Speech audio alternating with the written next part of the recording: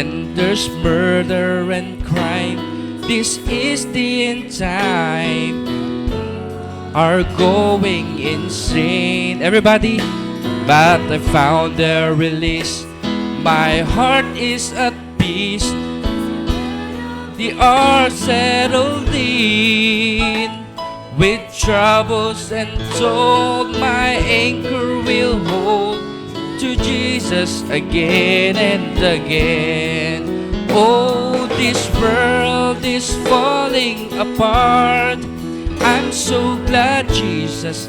Iyayahan ko pong lahat tayo ay tumayo ngayon sa Lord.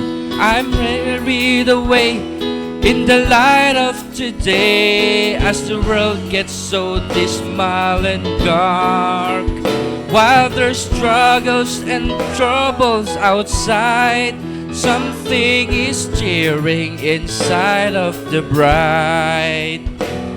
As the world gets so dark and it all falls apart, I'm glad Jesus lives down in my heart. As the world gets so dark and it all falls apart, I'm glad Jesus lives down in my heart.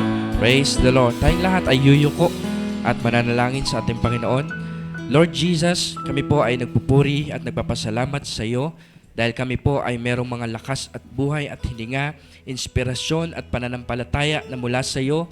Lagi kami, Panginoon, ay pinapalakas mo at pinapaalalahanan mo ng iyong mga salita at gumising kami sa umagang ito na merong panibagong sigla at kalakasan at pag-asa, Lord, at inspiration sa aming puso upang maglingkod sa iyo at manambahan sa iyo.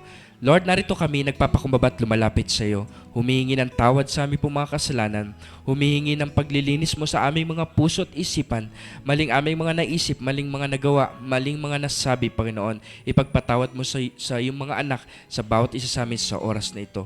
Lord, humingi kami ng pagsama at panguna ng iyong banal na Espiritu Santo sa aming pumunting pinag-uusapan at pinag-aaralan sa umagang ito, Panginoon. Ikaw magpala, Panginoon, sa aming pag-aaralan. Ikaw magpala ng mga tainga na may makikinig at labit na gagamitin mo para sa paghahayag, Panginoon, at pag-aaral ng iyong salita. We love you and we thank you. Ingatan mo rin po aming mga kapatid na nasa biyahe pa, yung iba pang nasa biyahe pa po tungo rito. In Jesus Christ's name, this is our prayer. Everybody says Amen.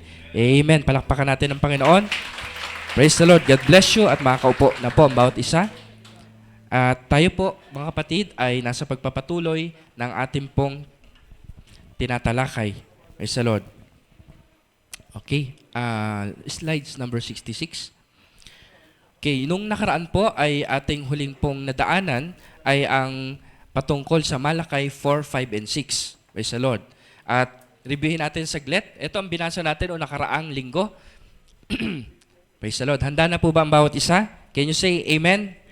Amen. Praise the Lord. Ang sabi ng Malakay chapter 4, 5, and 6, mga kapatid, kung bakit nating tinatalakay at pinag-aaralan ng mga bagay nito, ay dinidistinguish natin ang salita ng Panginoon at ang katuparan nito at kung sino ba ang katuparan nito at ano ba ang kahalagaan nito para sa atin. Dahil kung ang Panginoon ay merong mensahe at meron siyang ipinadalang mensahero, so napakahalaga na ating makuha at ating mapagtanto, mapagkilala at matanggap yung mensahe na yon ay pinadala ng Panginoon lalo na sa ating panahong ito. Ang sabi sa Malakay 4, 5, and 6, Behold, I will send you Elijah the prophet before the coming of the great and dreadful day of the Lord. Sinasabi sa verse 5 na merong Elias na isusugo na propeta sa huling panahon. Praise the Lord. Dahil sa huling panahon, dahil sabi diyan, bago dumating ang dakila at kakilakilabot na araw ng Panginoon. Ayun ang pagdating ng Panginoon. So ibig sabihin, merong darating na dakila at kakilakilabot na araw ng Panginoon. Pero bago yon, meron siyang isusugo o sinugo na Elias sa panahong ito. Praise the Lord. So pinag-aralan natin ng mga unang pag-aaral natin kung ano ng panahon na kinabibilangan natin. Na tayo ay nasa panahon na huling panahon ating kinabubuhayan. And verse 6, And he shall turn the heart of the fathers to the children. Now, itong Elijah type ministry, hindi ito mismo si Elias na darating kasi hindi tayo naniniwala sa reincarnation. Pero naniniwala tayo na itong Elijah type ministry ay isang katulad ng espiritu na Elias, ang ministry na ito nagagampanan na itong Elijah, the prophet. And then he shall turn the heart of the fathers to the children, and the heart of the children to their fathers, lest I come and smite the earth with a curse. So alam natin, pinag-aralan din natin nakaraan, itong may guhit na to na asul, and he shall turn the heart of the fathers to the children. Itong Elijah ministry na to ay ipanunumbalik niya ang puso ng mga ama sa mga anak. Iyan ay ginampanan ni John the Baptist. Binasa natin nakaraan sa Luke chapter 1 verse 17. Tinukoy ng Panginoon na anghel na bago pa ipanganak si John, ay ang ipatawag mo sa kanya ay Juan, ang sabi niya sa tatay, kay Zacarias. And he shall turn the heart of the fathers to the children. Ayun sabi sa hula. So, eksakto. Pangalawa, and the heart of the children to their fathers. Hindi ito ginawa ni John the Baptist. At itong Elijah type ministry na to, the heart of the children to their fathers, ibatunumbalik ang puso ng mga anak sa mga magulang at i-restore ang lahat ng bagay. Si John po ay hindi yan ni-restore ang lahat ng bagay. Kasi siya ay sinugo ng Panginoon upang i-forerun, upang ihanda ang daan ng Panginoon. Praise the Lord. So mga kapatid, itong Elijah, itong unang Elijah na to, unang Elijah type ministry ay ibanunumbalik niya ang puso ng mga anak ang puso ng mga magulang sa mga anak bago dumating ang Panginoon. Praise the Lord. Ang anak ng tao. Ngayon, and the fathers of the heart of the children to their fathers bago naman dumating ang pangalawang pagdating ng ating Panginoon. Una, ginampanan nito nung nakaguhit na asul bago dumating si Jesus Christ sa lupa. Pangalawa naman ito ay bago dumating ang ikalawang pagdating ng Panginoon. Lest I come and smite the earth with a curse. So, dinaalan natin yan ng nakaraan at atin lang ni-review ngayon. Matthew 11:10, 13-14, ang sabi, For this is he of whom it is written, Behold, I send my messenger before thy face which shall prepare the way before thee. May isusugo ako sa inyong isang mensahero. Sabi sa 13, For all the prophets and the law prophesied until John. Yung si John ang tinutukoy doon. 14, and if you will receive it, this is Elias, which was for to come. So si John, siya yung darating na Elijah na yun. So malinaw po mga kapatid, praise the Lord. Ayun po, ginampanan ni John, Elijah type ministry rin. Ang sabi naman sa Acts 3:20-21, restoration of all things. At upang kanyang suguin ang Kristo na itinalaga sa inyo na si Jesus. So, yung patungkol kay Jesus na pagdating sa ating panahon ng New Testament, na siya'y kinakailangan tanggapin ng langit hanggang sa mga panahon ng pagsasauli sa dati ng lahat ng mga bagay na sinilita ng Diyos sa pamamagitan ng bibig ng kanyang mga banal na propeta buhat pa ng una. So mga kapatid, may sinasabi sa verse 21 na siya'y kinakailangan tanggapin. Sino yun? Si Jesus Christ. Hanggang sa panahon ng pagsasauli sa dati ng lahat ng bagay. Ibig sabihin, restoration of all things, pagsasauli ng lahat ng bagay, kailan yan? Sa huling panahon. Ngayon po yung panahon na ating kinabibilangan. Praise the Lord.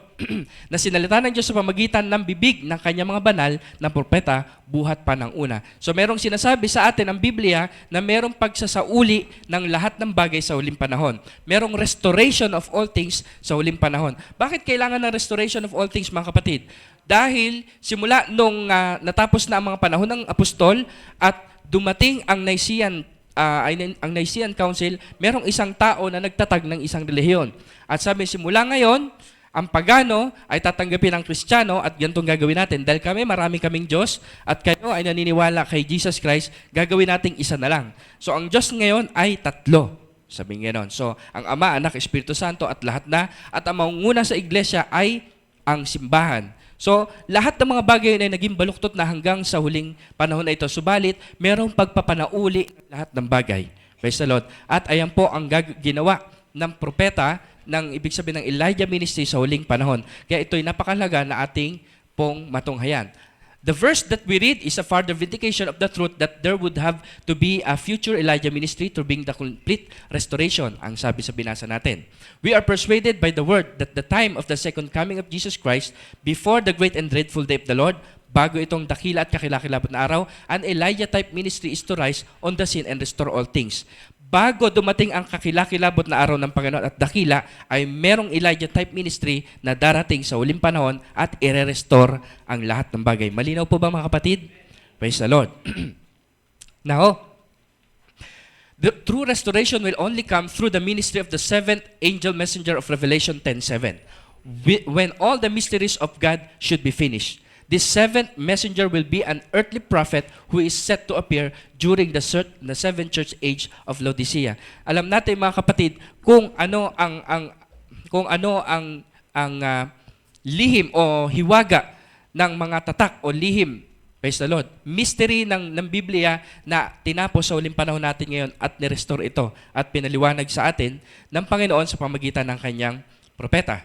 Now, Revelation 10:7, tingnan natin ito mga kapatid. But in the days of the voice of the seventh angel, pag dumating ang araw nitong ikapitong anghel, when he shall begin to sound at siya'y nagsimulang tumunog, the mystery of God should be finished. Ang lahat ng hiwaga ng Panginoon na nasa Biblia na dating hindi natin naunawaan ay tatapusin ng Panginoon. Ibig sabihin, ipapaalam ng Panginoon lahat yan. Kanino? Sa pamagitan ng lingkod ng kanyang propeta para sa kanyang mga anak sa pinili sa huling panahon bago niya kunin ang kanyang mga anak. Praise the Lord. As He hath declared to His servants, the prophets. Kanino ginagamit?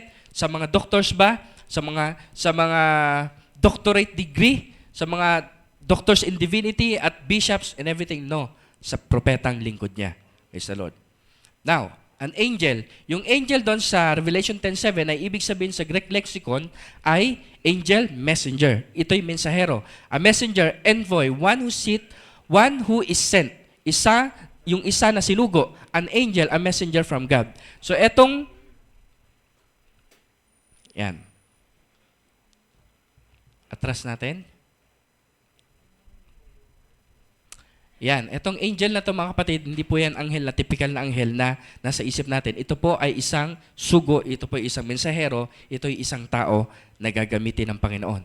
Sa pamagitan niya ay i-restore niya ang lahat ng bagay at ang lahat ng hiwaga sa Biblia ay tatapusin ng Panginoon. Ano yun? Messenger, isang tao sa Lord. This verse refers to the messenger, a man, who finishes the mystery of God in the seventh day and last church age, the Laodicean church age. Ito po mga kapatid, yung Laodicean church age, nandiyan po tayo sa panahon na yan, sa huling panahon. Ngayon. Praise the Lord. So nagpapasalamat tayo sa Panginoon dahil alam natin mga kapatid bilang naniniwala at sumasampalataya sa mensahe ng huling panahon na merong ginamit ang Panginoon at napagkilala natin ito. At pag-aaralan natin, dadaan natin mamaya kung bakit hindi sila Kibuloy, bakit hindi sila Eduardo Manalo o sino mang ibang mga tao, Billy Graham and everything na ibang mga tao na ginamit ng Panginoon. But itong tao, mga kapatid na ito na ginamit ng Panginoon sa ating panahon ay isang tao na binindicate niya ang ministry ng kanyang propeta. Praise the Lord. Luke 17:26-30. And as it was in the days of Noah, so shall it be also in the days of the Son of Man. So mga kapatid, alam natin itong panahon ni Noah ay sabi doon ay sila ay nag-inom, kumain, nag-asawa. Ayun ang ginagawa rin natin sa panahon na yun. Yung panahon ni Noe ay ayun din yung panahon natin ngayon. So shall it be also in the days of the Son of Man. So mga kapatid, alam natin na ang Panginoon ay darating sa tatlong aspeto. Praise the Lord. Ngayon, ang una, dumating ang Panginoon bilang Son of God. So alam natin, sinasamahan niya mga Israel bilang Son of God. Bakit ano ba ang Diyos, anak ng Diyos? Ang Diyos ay Espiritu. Praise the Lord. Ngayon, ang Panginoon ay nasa Espiritu at sumasama sa kanyang anak sa pamagitan ng hangin, minsan naman ay sa pamagitan ng ulap, minsan naman sa pamagitan ng apoy o pillar of fire, pillar of clouds, and everything. Bilang anak ng Diyos, Son of God. Ngayon naman mga kapatid ay dumating ang Panginoon after 2,000 years, dumating ang Panginoon dito bilang Son of Man, anak ng tao. Bakit? Tao, ipinanganak bilang tao. So anak ng tao, sino yun? Si Jesus Christ. Ngayon mga kapatid, ang sinasabi dito, as it was in the days of Noah, kung anong panahon ni Noah, ay so shall it be in the days of the Son of Man. Darating ulit ang Panginoon at marireveal bilang anak ng tao. 27, they did eat, they did drink, they married wives, they were given in marriage until the day of Noah entered into the ark and the flood came and destroyed them all. Di ba ganito rin ang ginagawa natin sa huling panahon ngayon? Kumakain tayo, umiinom, nag-aasawa at pinag-aasawa. 28, likewise also as it was in the days of Lot, they did eat, they drank, they bought, they sold, they planted, nagtatanim, nagbibenta, bumibili, they builded, nagtatayo ng mga bahay and everything. So ganito rin ang panahon na kinabibilangan natin ngayon. But the same day that Lot went out of Sodom, it rained fire and brimstone. Dumating ang destruction from heaven and destroyed them all. Etong pansin natin mga kapatid, even thus shall it be in the day when the Son of Man is revealed.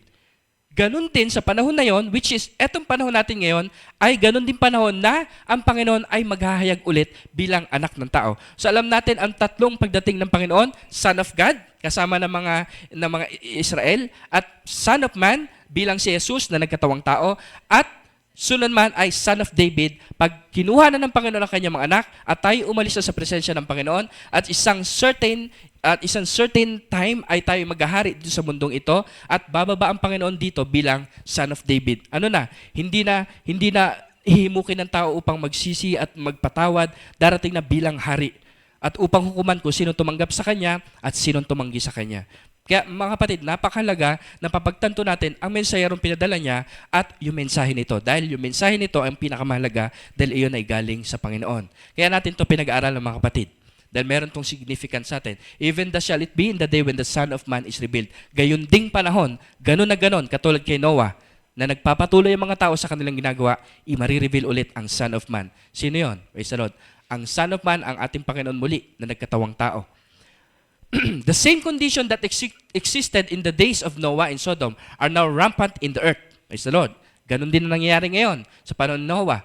Therefore, the messenger that restores all things and reveals the Son of Man has also made his appearance and sounded his voice and make us ready for the second coming of Christ, the resurrection and rapture. Mga kapatid, kung malalaman nyo lang mga kapatid at tayo ay magpapakalalim sa mensahe, ating babasahin ang mga mensahe ng propeta at papakinggan ang mga mensahe nito at mag-aaral ng salita ng Panginoon, walang ginawa ang mensahero sa huling panahon na ito kundi ibalik tayo sa tunay na salita ng Panginoon. At i-restore niya ang lahat ng bagay, ang mga hindi maunawaan noon, ang mga maluluwag na parte, ang sabi nga, ang mga loose ends ay muling ipinanumbalik ng Panginoon sa pamagitan ng kanyang propeta. Praise the Lord. Kaya napakahalaga nito. Siya ay nagpakita muli and restore ang lahat ng bagay. The ministry of William Branham is the fulfillment of the coming of the Spirit of Elijah that was to precede the second coming of Christ, which is to restore the hearts of the children back to the teachings of the apostolic fathers. Ngayon mga kapatid, hindi natin tiyataas ang propeta. Hindi natin sinasamba ang propeta, kundi kinikilala natin ano ang ginamit ng Panginoon, sino ang ginamit ng Panginoon para sa mensahe niya sa huling panahon na sa kanyang mga anak. Mga kapatid, alam niyo ba mga kapatid, ang mensaheng ito ng ating Panginoon na kanyang pinadala sa kanyang huling mensahero, ang kanyang huling mensahe, ang tatanggap lang nito ay ang kanyang mga piniling anak sa huling panahon. Kahit ano mangyari mga kapatid, ang huling mga anak sa huling panahon ay tatanggapin ito. Pero ang mga hindi, marahil mga kapatid, ay ganun kung anong ginawa nila kay Jesus Christ. Sila ay naghihintay ng Mesayang paparating, pero nung dumating na ang Mesaya sa kanila, ay hindi nila pagtanto. Bumuhay ng patay, nagpamulat ng mga mata ng bulag, at naggumawa ng iba't ibang tanda. At sinasabi sa Panginoon, magbigay ka nga ng tanda. Ang dami ng tanda, hindi nyo nakita. Isang tanda may kita nyo, yung wakas at paghuhukom para sa inyo. Mga kapatid, so ganyan din ang sa panahon natin ngayon. Nakita nila ang vindicated na ministry ng propeta at nakilala ang propeta sa halos sa kasulok-sulukan ng mundo. Kahit sa Africa, mga kapatid, sa mga iba't ibang tribo dahil sa ginawang ministeryo ng Panginoon sa pamagitan ng propeta. Pero ang mga iba, mga kapatid, ang mga denominational churches kala nila sila spiritual pero hindi na mga kapatid. At sila'y nabulag ng bagay nito. Bakit? Naghihintay sila ng bagay na paparating pero dumating na at ginawa nila ang bagay na para sa kanya. Katulad ni John, dumating na siya para sa pag-ihandaan-daan ng Panginoon pero sabi ng Panginoon, dumating na nga si Elias at ginawa nila yung bagay na gusto nila. Tapos na mga kapatid. So, narito pa ang mensahe sa uling panahon ngayon. Wala na ang mensahero, pero hindi mahalaga yun mga kapatid. Ang mahalaga yung mensahe na pinadala ng Panginoon through His messenger. Praise the Lord. Ang sabi ng prophet ni Bar Branham sa A Resume of the Ages, not for one moment do I bring a message to the people that they may follow me, or to join my church or start some fellowship and organization. Hindi niya ginawa minsan sa kanyang buhay na pasunurin niya sa sarili niya ang tao at gumawa ng pera at mag-join sa kanyang church. No, ibinalik niya ang mga mananampalataya sa huling panahon sa salita ng Panginoon. Praise the Lord. I have never done that and will not do that now. I have no interest in those things. But I do have an interest in the things of God and people. And if I can accomplish just one thing, I will be satisfied. That one thing is to see established a true spiritual relationship between God and men, wherein men become new creation in Christ, filled with the Spirit, and live according to His Word. I would invite, plead, and warn all to hear His voice at this time. Tinig ng Panginoon, and yield your lives completely to Him, even as I trust in my heart that I have given my all to Him. God bless you, and may His coming rejoice your heart. Ay ang sabi ng propeta.